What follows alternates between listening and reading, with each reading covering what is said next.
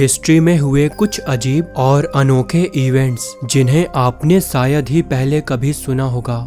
Number 1, 1533 में एक पुर्तगाली शिप बॉम जीसस पुर्तगाल से इंडिया के लिए रवाना हुआ। उस समय को एज ऑफ एक्सप्लोरेशन कहा जाता था, जब यूरोप के देश नए ट्रेड रूट्स और खजानों की तलाश में दुनिया भर में सफर करते थे। लेकिन ये जहाज कभी अपनी मंजिल तक पहुंच ही नहीं सका। ये अटलांटिक ओशन के तूफानों में कहीं खो गया। फिर 2008 में लगभग 475 साल बाद कुछ डायमंड माइनर्स को अफ्रीका के नमीबिया में स्केलेटन कोस्ट पर एक अजीब जगह मिली, जहां एक पुराना शिप दबा हुआ था। जब आर्कियोलॉजिस्ट ने उसे खोदा तो उन्हें वहां हजारों गोल्ड कॉइन्स मिले, जो लगभग 22 किलोग्राम के अराउंड थे। साथ ही उन्हें कॉपर, हाथी के दांत और पुर्तगाल के जमाने के सामान भी मिले। अजीब बात ये थी कि यह शिप अफ्रीका का सबसे पुराना और सबसे वैल्यूएबल शिप रैक निकला। गोल्ड कॉइन्स इतने अच्छे से प्रिजर्व थे जैसे कल ही उन्हें रखा गया हो। साइंटिस्ट ने कंफर्म किया कि ये वही बॉम जीसस था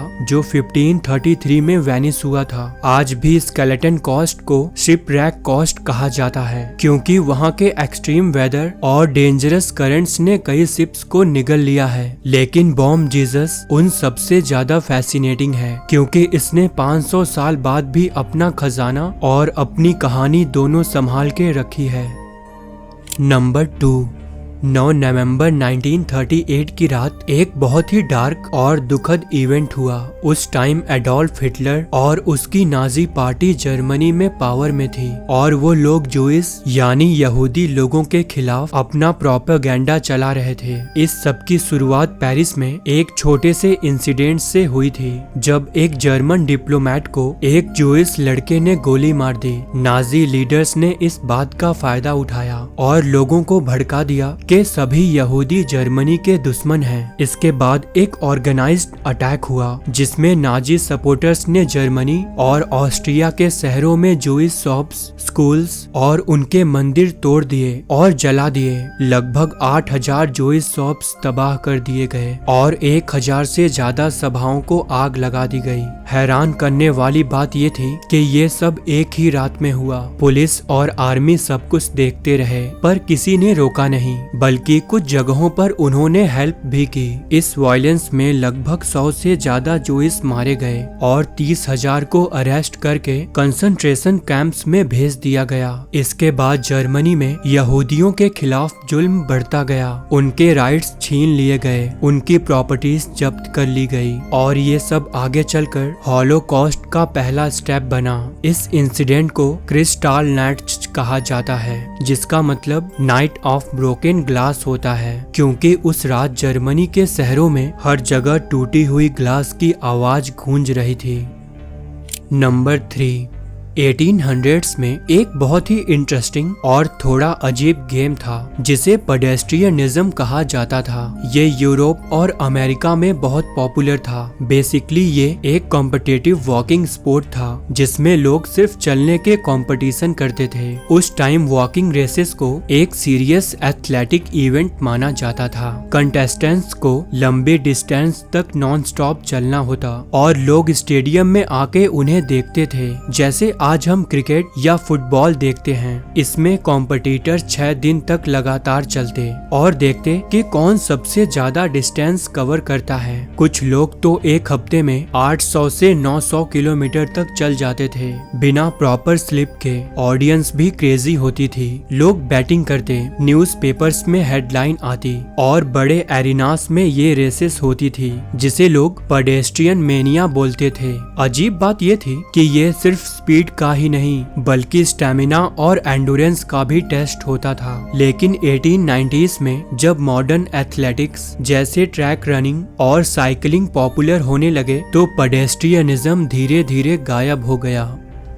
नंबर 4, 1918 से 1919 तक एक ऐसी ग्लोबल ट्रेजेडी हुई जिसने दुनिया भर में करोड़ों लोगों की जानें ले ली। ये इतिहास की सबसे डेडली पैंडेमिक मानी जाती है। असल में ये पैंडेमिक वर्ल्ड वॉर 1 के लास्ट मंथ्स में शुरू हुआ था, जब दुनिया पहले से ही परेशान और कमजोर थी। इस वायरस का असली ओरिजिन क्लियर नहीं है, लेकिन सबसे पहले केसेस यूएस के मिलिट्री कैंप्स में देखे गए थे। पर जब ये यूरोप और बाकी कॉन्टिनेंट्स में फैल गया, तब सबसे पहले स्पेन ने ओपनली रिपोर्ट किया। इसीलिए इसका नाम स्पेनिश फ्लू पड़ गया। ये फ्लू H1N1 इन्फ्लुएंजा वायरस से हुआ था, जो बहुत तेजी से फैलता था। हैरान करने वाली बात ये थी कि ये सिर्फ बुजुर्ग या बीमार लोगों को ही नहीं, बल्कि यंग और हेल्थी एडल्ट्स को भी मार रहा था। उस टाइम कोई एंटीबायोटिक्स, वैक्सीन या प्रॉपर मेडिसिन नहीं थी। हॉस्पिटल्स पेशेंट्स से भर गए और हर शहर में डेथ रेट इतना बढ़ गया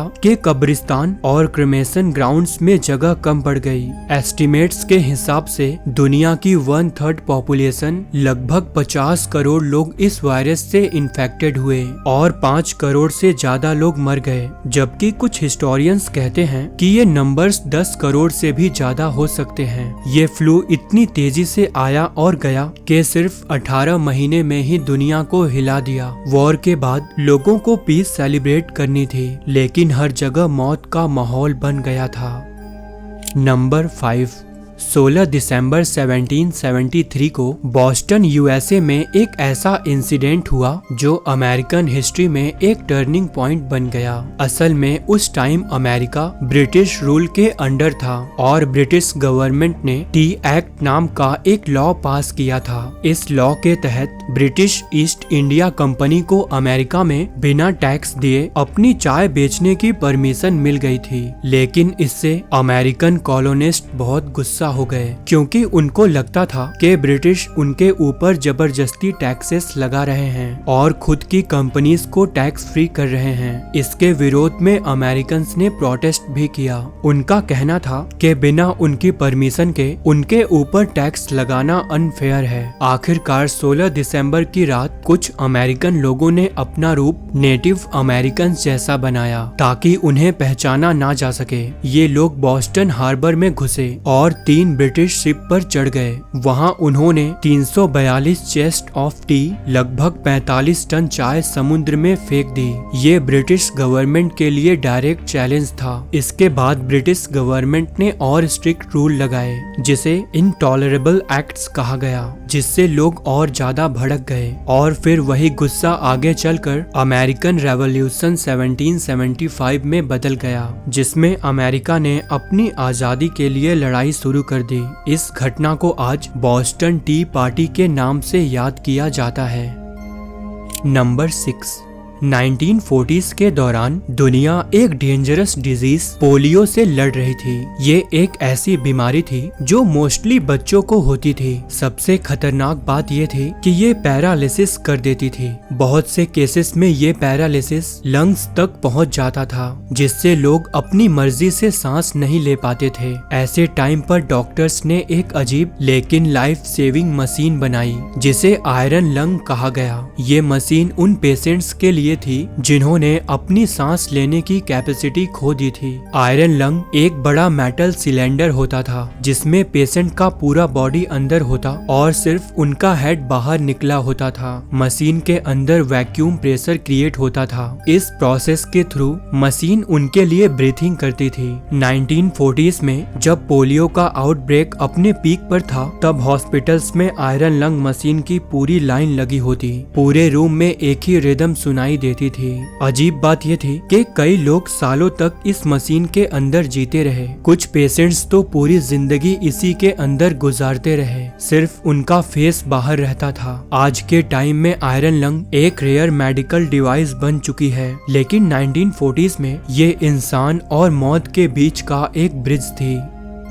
नंबर 7, सऊदी अरेबिया के टाइमा ओएसिस में एक ऐसा नेचुरल वंडर है जिसे देखकर हर कोई हैरान रह जाता है, जिसे अल नस्ला रॉक फॉर्मेशन कहते हैं। ये दो बड़े रॉक ब्लॉक्स हैं जो बिल्कुल बीच से परफेक्टली स्प्लिट हैं, जैसे किसी ने लेजर से एकदम सीधा कट लगाया हो। सबसे अजीब बात यह है कि ये दोनों रॉक पीसेस एकदम बैलेंस में खड़े हैं और दोनों के बीच में एक बिल्कुल स्ट्रेट रेजर शार्प लाइन है, लेकिन ये फॉर्मेशन 4000 साल पुराना है। साइंटिस्ट के हिसाब से ये क्रैक नेचुरल है, शायद अर्थ के मूवमेंट या टेम्परेचर चेंज से बनी हो, लेकिन लोकल लोग और कुछ हिस्टोरियंस कहते हैं कि ये किसी एंशिएंट सिविलाइजेशन का काम हो सकता है। रॉक के ऊपर पुराने स्टोन कार्विंग्स भी बने हुए हैं जिसमें इंसान और घोड़ों के फिगर्स दिखते हैं। ये प्रूव करता है कि ये जगह कभी एंशिएंट सिविलाइजेशन के लिए पवित्र थी। आज भी अल नस्ला रॉक लोगों के लिए एक मिस्ट्री बनी हुई है।